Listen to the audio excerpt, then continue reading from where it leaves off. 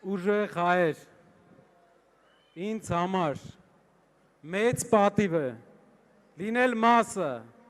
Հայաստանի համար այս նշանակալի, այս պատմական պայքարի, կրել դրա բոլոր դժվարությունները և ձեր առջև կանգնել բաց ճակատով։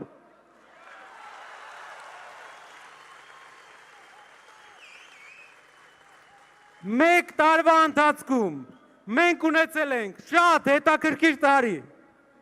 ամեն օր մի հետաքրքիր մարտահրավեր, մի հետաքրքիր խնդիր, բայց բոլոր խնդիրները հաղթահարել ենք պատվով և դրա ապացույցը այն է, որ բոլորս իրար հետ այսօր Հանրապետության հրապարակը ողողել ենք դրական էներգիայով։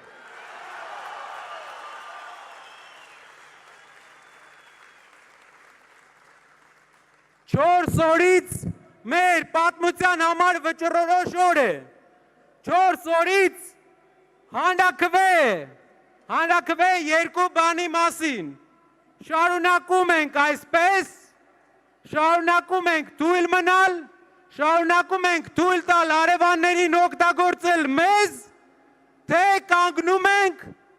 և մեր մեջքը ամրացնում և սկսում ենք զարգանալ։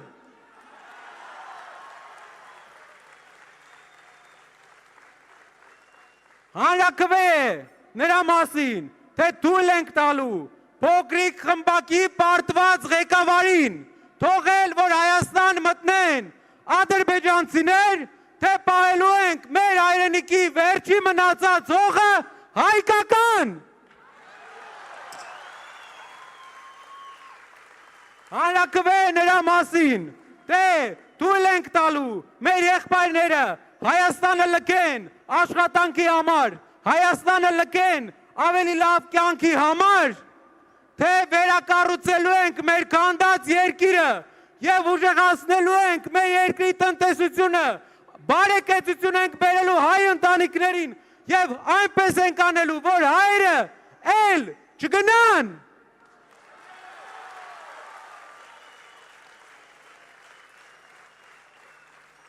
Ով ցանկանում է ապրել ադրբեջանցիների հետ, կարող է քվեարկել ՔՊ-ի համար։ Ով ցանկանում է հայկական վերջին հողը, մեր հայրենիքի 10%-ը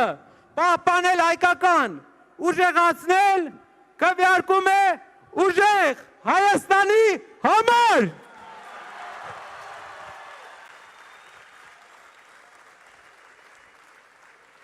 Իմ հայրենակիցներ, ես ուզում եմ ձեզ մի բան ցույց տալ։ Հարևան երկրի առաջնորդը միջոցառում է կազմակերպում 15 օր հետո Մեղրիից 10 կիլոմետր հեռավորության վրա, որտեղ Նախիջևանում նրանք հայտարարում են ֆորում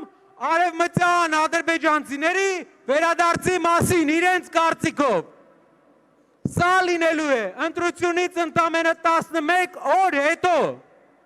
Ադրբեջանի ղեկավարը, Ադրբեջանի նախագահը հայտարարել է 3 ամիս առաջ, որ իրենք պետք է վերադառնան այստեղ, ոչ թե տանկերով, այլ ավտոմեքենաներով, որ իրենք պետք է իբր վերադառնան իրենց պատմական հողեր, բառացի։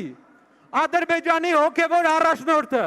հայտարարել է, որ Հայաստանում կան 400 մզկիթ, որ պետք է վերակառուցվի։ Հայաստանի ազգային ժողովի նախագահը հայտարարել է, որ ադրբեջանցիները ու հայերը պետք է սովորեն իրար հետ ապրել, և նա չի բացառում, որ ինչ որ ադրբեջանցիներ կգան Հայաստան ապրեն։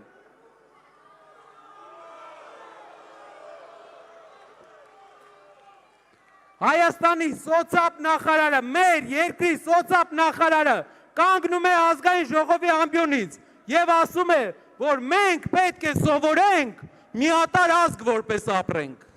Ոչ միատարր ազգ, ուրիշ ազգերի հետ պետք է գանք, հակացություն ստանան, այլ ազգը, որ ազգն է ուզենալու այստեղ գալ, էդում համար է տեղ բացում։ Ինչն է մեր ծրագիրը։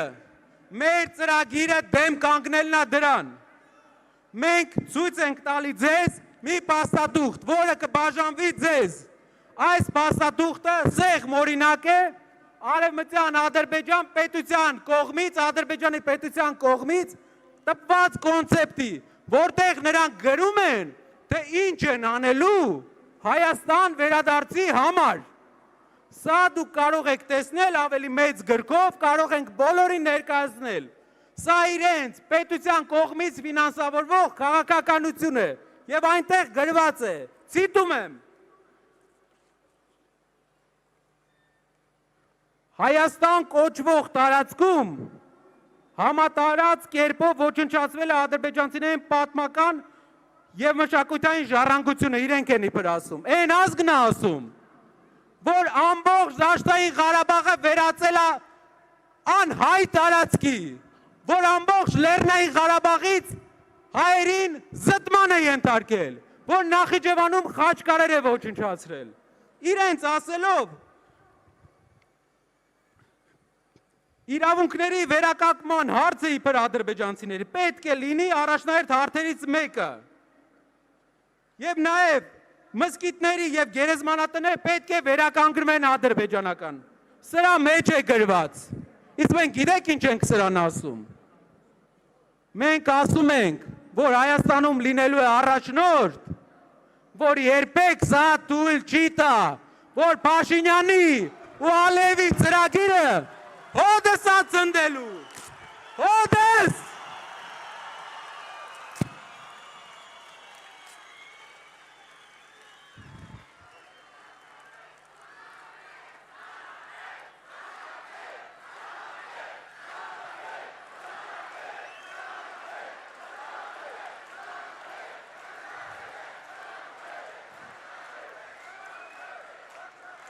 Գնացեք հանրաքվեի, մերժեք փոքրիկ խմբակին, գնացեք ընտրության, լուծեք Հայաստանի ամենակարևոր հարցը, հայկականության հարցը, 4 օր ձեր շրջապատին ասեք, խնդրում եմ, գնացեք, որ գնան։ Գնացեք, որ նրանք չգան։ Իրար հետ ժողովուրդ, իրար հետ 4 օր, պատմական օր, եւ մենք կերտելու ենք մեր ուժեղ Հայաստանը։ Փոփոխությունների համար, փոփոխությունների համար,